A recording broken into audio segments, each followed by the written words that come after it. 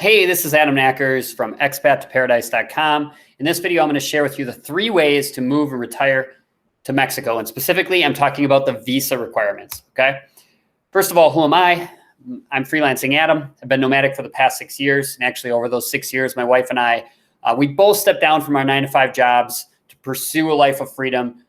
We traveled all over the world. We lived in Costa Rica, various countries in Europe. This is actually a picture when we lived in a village called Osa Mountain in the Pacific side of Costa Rica.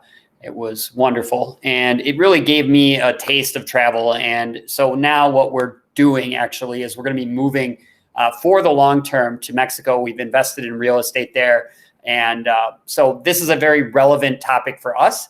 And I've been researching it a lot. And so now I just, my mission with this channel is to help aspiring expats to make this transition.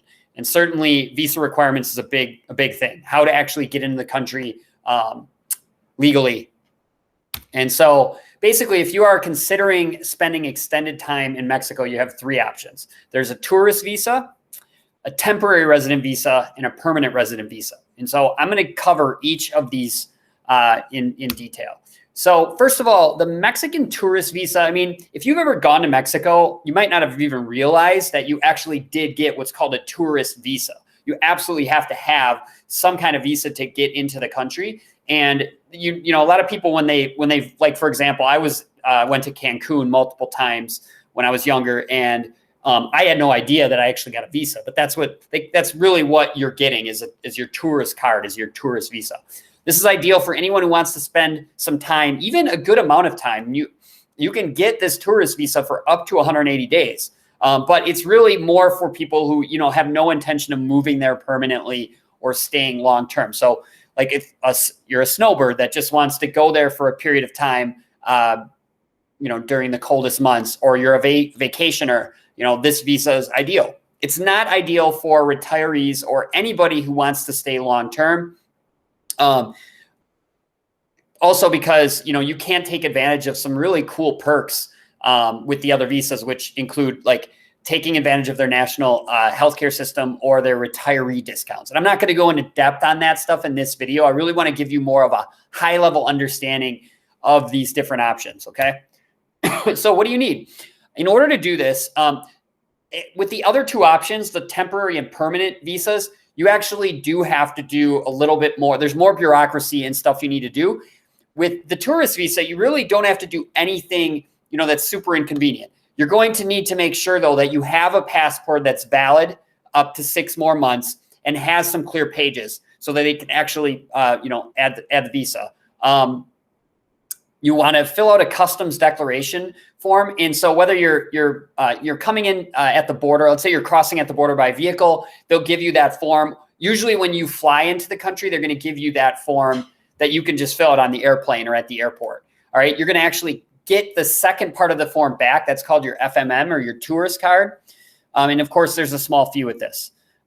Customs may also ask you to confirm your itinerary. You aren't going to necessarily get asked this all the time, but it's possible. So some proof that, you're there for the reasons you're saying you are. So hotel reservation or tour tickets, stuff like that. You may or may not get asked for that stuff. Now this tourist visa is valid for, as much as 180 days. They may give you less, though. You want to confirm that they've given you the full 180 days if that's what you're looking for. So check your passport for how many days they actually wrote in that you will have. You cannot extend a tourist visa.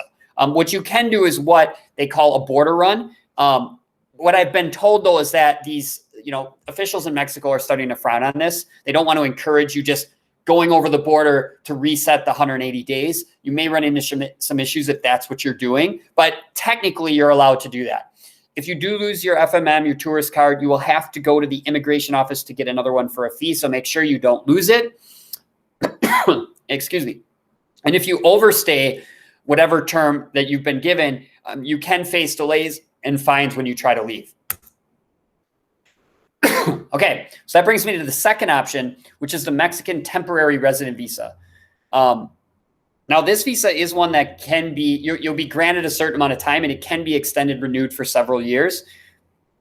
It does give you access to certain things, like you can get a driver's license. It also allows you to enroll in healthcare programs.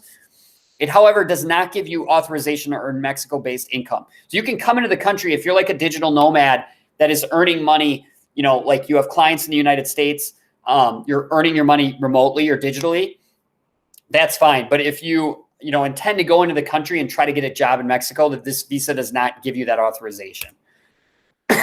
This is ideal for anyone really who wants to stay in Mexico longer than 6 months, but maybe not permanently. If you're a retiree with consistent income, and again, maybe you're going to go there for long stretches, but not necessarily envisioning it as your permanent residence. People who live in Mexico but still work in the USA, digital nomads. Now, the process for this, and it's actually very similar. The process for getting your temporary or your permanent visa are actually very similar. You're going to need to find the Mexican consulate nearest you. Okay, so every state, well, not every state, but I actually don't know that for sure. But if you just go online and you search for the Mexican consulate nearest you, you will find, it's highly likely you'll find one that is in your area. Okay, you want to make sure you go to the one that's in your area. You can fill out an application online and then print a copy. And then what you want to do, and you can also do this online, is schedule an interview appointment with your consulate. Okay, now to be clear again, this is a consulate in the United States nearest to you. So in terms of what you want to bring to the consulate, you want to bring your completed application, a passport with 6 months validity and open pages.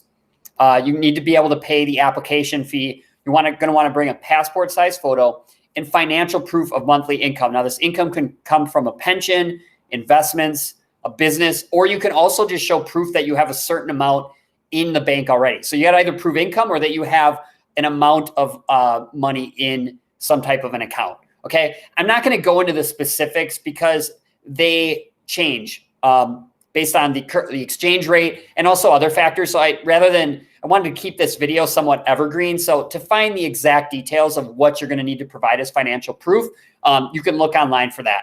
Because like I said, that's going to vary and be different at different times.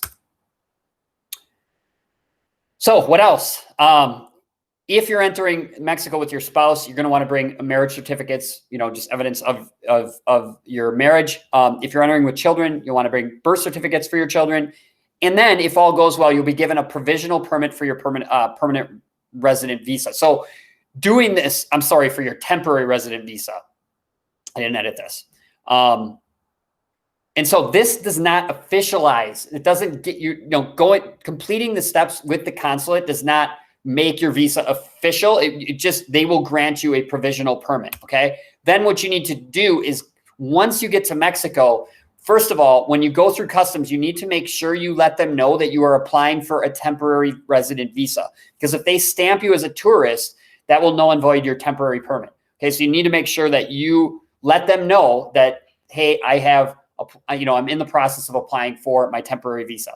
Then once they let you through and you're in Mexico, then you'll have 30 days to go to an immigration office to get your official temporary resident visa. So there'll be more forms and fees. And I have heard through channels that this can be a nightmare. So one thing you can do to avoid hassles with the immigration office, you can hire an agency to assist you.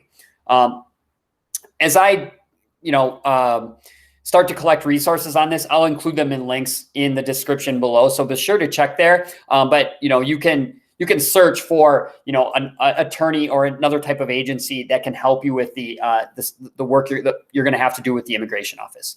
And then 30 to 45 days after completing that step, you're going to get your official temporary visa.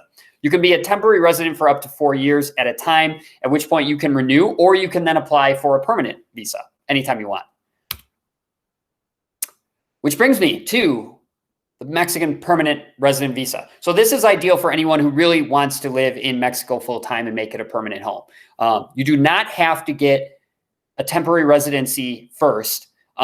Just like with the temporary resident visa, you are able with this visa to get a driver's license. You can enroll in the healthcare programs. And once you have your permanent resident visa, you are authorized to earn Mexican-based income. Okay, so the process, again, very similar to the temporary visa process. You're going to want to find the Mexican consulate nearest to you, so in your state or nearest to you.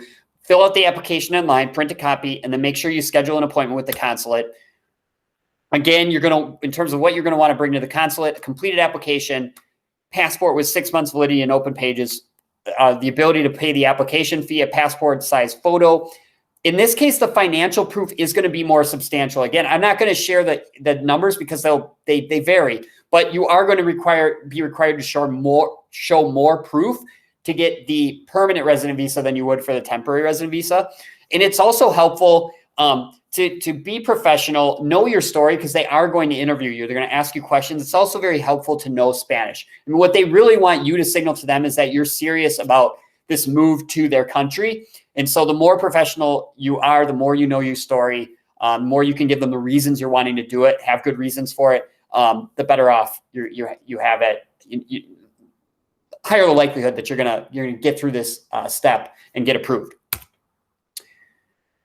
Additionally, if just like with the temporary visa, if you're entering Mexico with your spouse, make sure you bring a marriage certificate. If you're entering with children, bring birth certificates for those children. If all goes well, you'll be given your provisional permit for your permanent resident visa. Again, this is just a provisional permit. So again, when you get to Mexico and you're going through customs, you're going to want to let them know that you are applying for permanent resident visa. If they stamp you as a tourist, that will null and void your permit.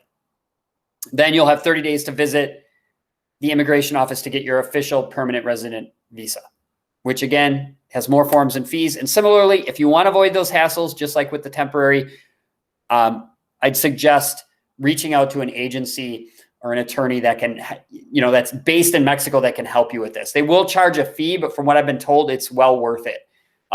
Then 30 to 45 days later, you'll get your official permanent resident visa.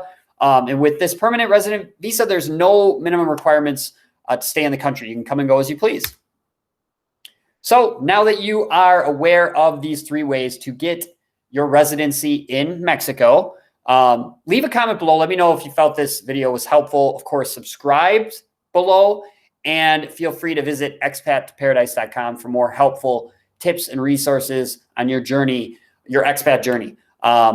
Again, as I said, my wife and I are in the process of going through this journey ourselves. And so as we continue to learn more, I'm just going to keep sharing my tips and my experience as we go through the process to help you as someone who's aspiring to move and be an expat yourself. So please stay tuned for more videos. I look forward to seeing you in the next one.